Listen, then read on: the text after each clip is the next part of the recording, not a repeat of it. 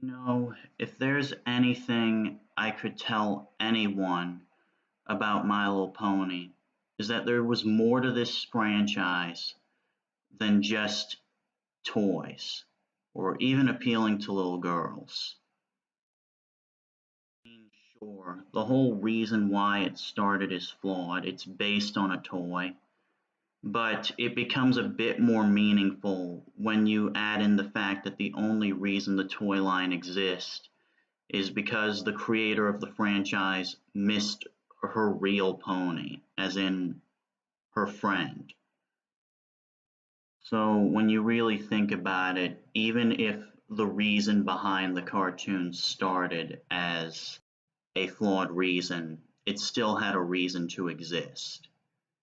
And the My Little Pony franchise has always been about togetherness and friendliness when you really think about it.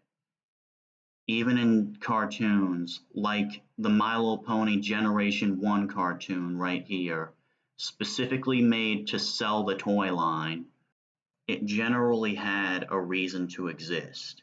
Heck, G1 and G2 aren't really that bad in my opinion.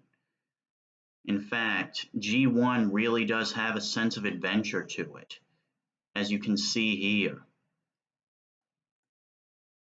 The other reason why I love Generation 1 for being standing in a sense of adventure is also because what other toy-based cartoon had this? I mean, think about it. The 1980s, every single toy in existence had a cartoon. Think of one that didn't. And this came in like in 1985 when the trend was already taken off for a few years. How far do you think this looked in comparison to the other toy-based cartoons of the time? Geez, it's one of the few 80s cartoons I know about that actually had a second season, let alone a toy-based cartoon from the 80s, and those were all over the place. At least at the time they were. And yeah, I'm pretty sure you're shocked to hear me say this, but I really do like Generation 1 and 2 of this show. I mean, sure, like all shows, it has the occasional dud. Rescue at Midnight Castle is not really one of those duds. I mean, look at this here. If by midnight I do not have a fourth pony, ahead will roll his. Yeah, this came out in 1985 and 86, when cartoon censors were just really strict due to the moral guardians' lack of care for probably even their own kids. Heck, I don't even think cartoons at this decade had the luxury of using the words die or death. It still kinda is a problem today, but it's less consistent than it was in this decade of animation. And who knows, maybe My Little Pony was such good in comparison that it may have had a whole influence on the cartoon industry to make toy-based cartoons that are still able to be enjoyable. If anyone found the Lego Ninjago series, you'll probably know what I'm talking about. And then we hit the second generation that ran for only one season in '92. Have you ever wondered why I like this generation, guys? Well, for one, this aired in 1992, the cartoon renaissance decade, the '90s. Literally, just Google search cartoons from the 1990s, and I guarantee you'll find something good. My Little Pony Generation 2 may not have been as influential as other cartoons at this time, but hey, give it this though. At least it was trying to do something. Heck, I could probably look at this as more of a My Little Pony sitcom, possibly. Because think about it, it's just a day in the life of a pony. And And I mean, I can respect the show trying to do that. I mean, for the love of God, it was aired on the Disney Channel. So that's why I can like the second generation. And by the way, I'm not lying. It was actually aired weekly on the Disney Channel. And then we get to the generation that barely anyone likes, including myself. G3. Generation 3, without a doubt, was bad, but at the very least, I can give Generation 3 the benefit of the doubt of why it exists. At least if it didn't exist, we wouldn't have gotten My Little Pony Generation 4. You see this clip from Princess Promenade I'm using? This movie was made in 2006 for the third generation. Lauren Faust was given this movie and was told to fix it. Yeah, again, think of why G4 even exists. Also, think about it this way as well. Generation 3 was kind of doomed to fail because it started in the 2000s. And the late 2000s in particular was not really a good decade for animation. The ultimate accumulation of the cartoon, it's just for kids, definitely is very prominent in this generation. And at the very least, as bad as this is, we can still thank it for G4. We can also thank these generations for Brony commentators, especially Mystery Brony Theater 4000. What I'm saying is we've learned from our mistakes because of this generation. I mean, we were able to get past pretty much all of G3 or whatever the heck this was supposed to be, and we just never seem to have made a mistake like this ever again. Even late G4 hasn't made mistakes like this, and I don't think they ever will because of Generation 4. I never want to remember newborn cuties! Yeah, Evan, neither do I.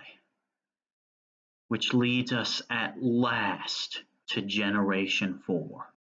I guess now that I'm talking about the fourth generation, I may as well give my full honest opinions on the show at this point. And personally, it is like I still really love the show. In fact, seasons 1 through 5 were definitely the prime years of the show. I don't even think the show has really declined. Like right now, though, like season 6 through 8 have been sort of a mixed bag for me, like all the way through. But that doesn't mean I hate the cartoon now. Heck, I don't even think it's gone through seasonal rot. It's just in a state where it's just always on, but no one really knows why it's on anymore because it just hasn't really had that many interesting ideas for a while. I mean, sure, we do have the occasional shining star episode like Shadow Play, but season 8 really has gotten the most mixed reviews out of all of the seasons. Like a lot of people have said it's either okay, meh, or whatever, to the worst season of the whole show, surprisingly enough. My opinions on season 8, again, it's just a mixed season for me. And Miss Anthropony, if you're watching, yes, I have made this because of your video. And for anyone else who's watching, I highly recommend that you watch his video because it puts this one into context. The context of this video, though, is that Miss Anthropony kept saying throughout the video that Season 8 had a lot of potential. And to be fair, it did. In fact, that's why I think the Student 6 were the best part of the season. because everyone just wanted to see more of them. They were not the best developed characters in the season either. And I've noticed a pattern throughout season 8. Season 8's worst episodes tend to be episodes that have been based on an earlier episode.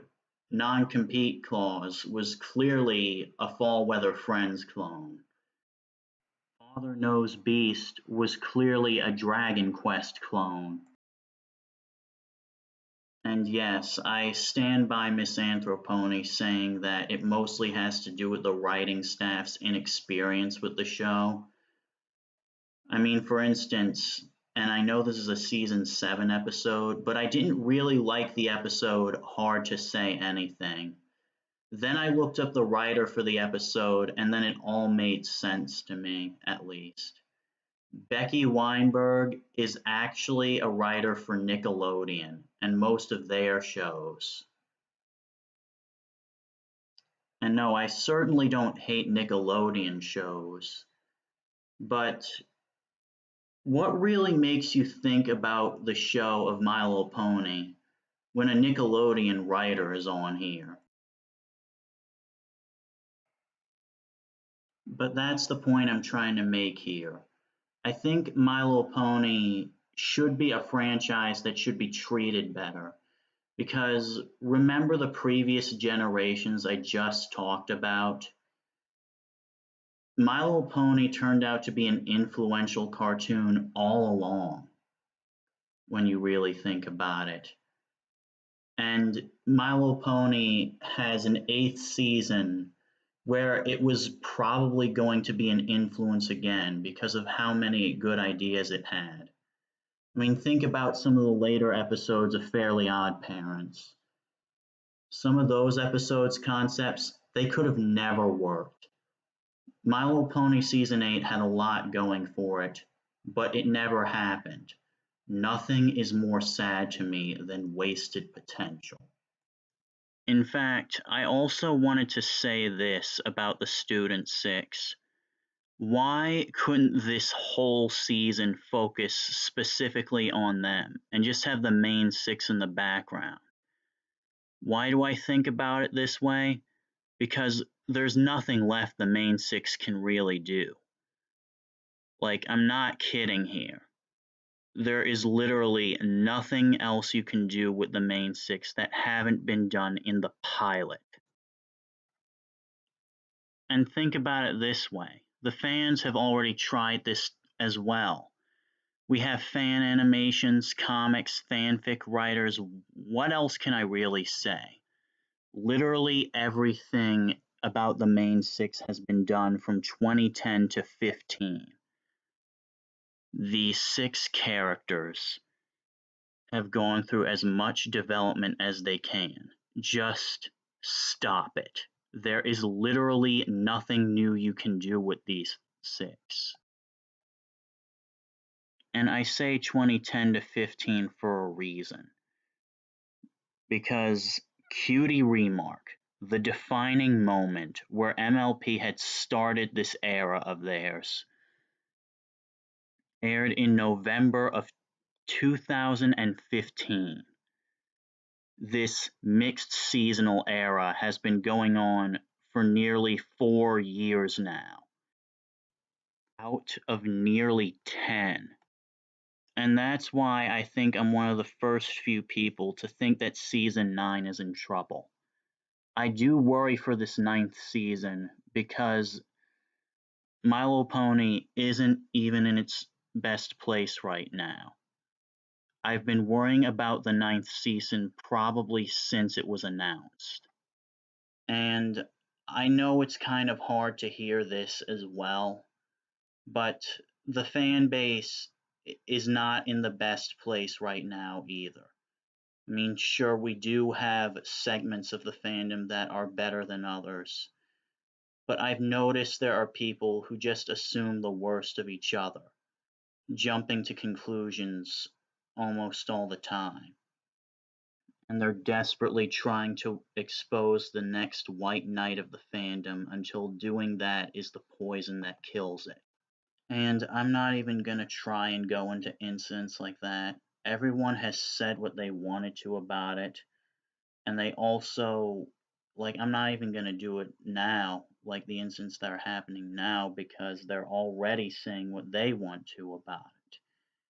All I'd be doing is just jumping on the bandwagon, and I don't like doing that. But I still really do appreciate the fandom, this whole fan base, for what it's done for me.